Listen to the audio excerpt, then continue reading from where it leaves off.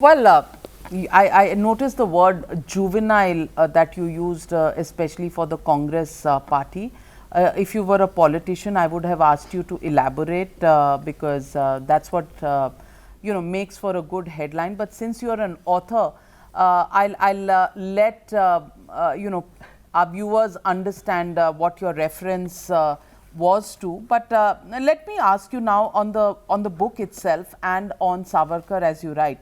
Mr. Sampath, you write extensively about how Savarkar during his time in Ratnagiri devoted his time and attention to eradicating caste prejudice and how he went from village to village and initiated inter-caste functions, inter-caste schools, partaking in Hindu rituals, and how he brought forth societal change. I want to ask you, the fact that casteless society is something that Savarkar stood for, and eradicating of untouchability, was it really motivated from his own attempts to keep Hindus united? Because that's the time that we were living in, where we weren't being able to take on the Britishers simply because we ourselves as a society, as as people belonging to different states and different castes, were divided amongst ourselves.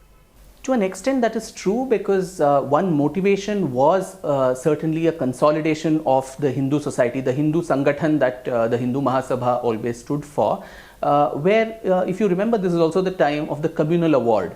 Electorates were being assigned on the basis of population proportion, and the minorities, particularly the Muslim community, was getting seats which were much more than what was, one person, one man, one vote, or one man, one seat was not the British policy. It was, they were getting disproportionate number of seats in the legislature, in the central parliament, and so on.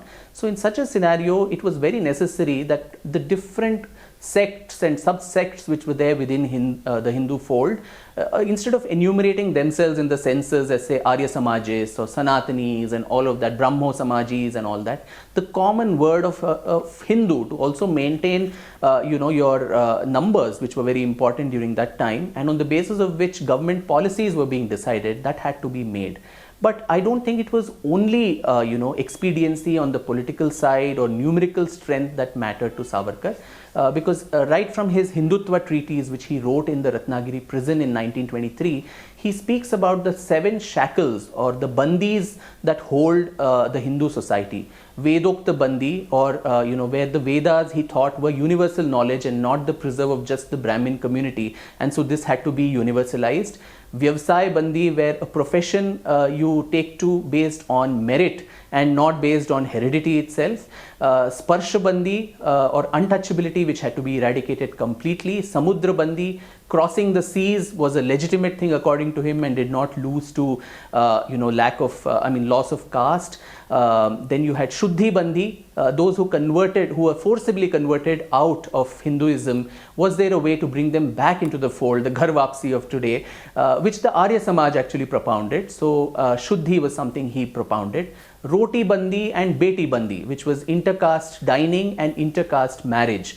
So all of this was a complete package where he spoke not just of removing of untouchability, but a dismantling of the Varnashram system itself, which he thought was the bedrock of all the evils of the caste system. And in this aspect, his views were very, very similar to that of Dr. Ambedkar. And in fact, I quote Dr. Ambedkar also in the book, where he says, you're the only one who has understood that the evil of the caste system finds its roots in the Varna system, and its eradication is what is more important. Gandhi, on the other hand, at the same time was on a complete different tangent, where he was saying, I believe in the Varna system, and I believe that that is the fundamental bedrock of Hinduism. Removing the Varnashram dharma is going to actually lead to the collapse of Hinduism.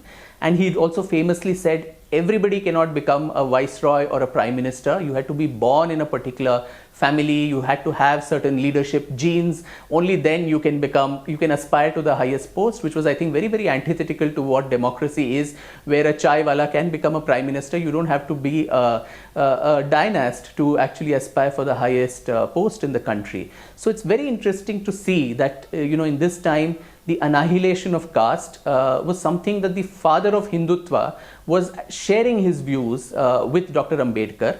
The popular perception is Hindutva stands for Manuvad and upper caste hegemony and all of that, whereas the writings and Savarkar's own actions, it was not just theory, but putting a lot of that into practice. Like you mentioned, the first ever intercaste dining cafe in Ratnagiri in India, the first ever temple called the Patit Pavan Mandir, which was open to members of all castes and communities, that was opened there in 1931, schools for children of all castes and communities, a complete annihilation, a complete removal of not only untouchability but all caste differences, both for the nation and the society's progress, as also the consolidation of Hindu society for electoral purposes, for political strength. That was the vision of Savarkar.